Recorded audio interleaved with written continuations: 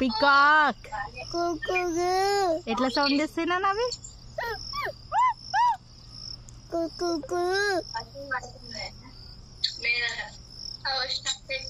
అగో నాని వాడు తిండి మీద ఇంట్రెస్ట్ లేదు వాడి వాళ్ళ కేకే చక్కగా తినలే ఇప్పుడు అవి దొరికిపోయినా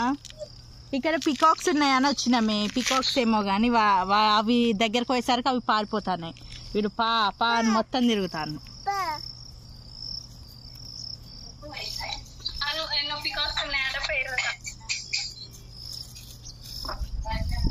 చిన్ను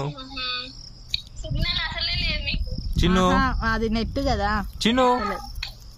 పికాక్ పికాక్ ఎట్లా అంటుంది నాన్న